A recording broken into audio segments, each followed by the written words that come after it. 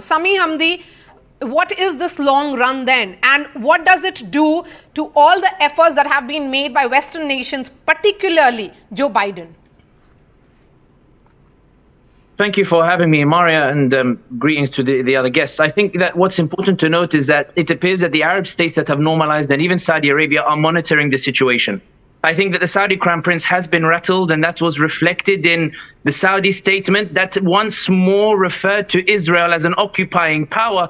And for context, the word ihtilal or occupier had been omitted from previous statements during the talks for normalization. So seeing it in the statement again suggests that bin Salman is a bit uncomfortable with what's happening with this escalation in Palestine and Israel. Having said that, the front page of Ukaz newspaper, the Saudi national newspaper, doesn't actually talk much about Palestine or even celebrate what the Palestinians have achieved in terms of taking back some of the settlements that Israel has seized, suggesting that the Saudi position remains one that is looking to keep the door open to resuming ties with or resuming talks with normalization. The UAE has been quite brazen and come out openly defending Netanyahu and criticizing the Palestinians for what they call the escalation that has taken place.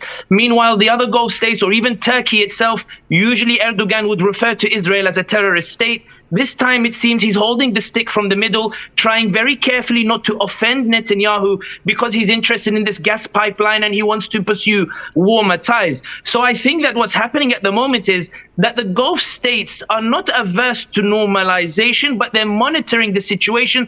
And I think the US has noticed these signals, which is why it appears there's a discussion taking place where Netanyahu wants a ground offensive and really wants to pummel Gaza, but the Americans are imposing a set of red lines in the hope that they can restore an environment through which they can facilitate normalization once more. So I actually think that if we're talking about Saudi Arabia in particular, the signs coming out of Saudi Arabia and coming out from bin Salman are, I'm uncomfortable with this escalation.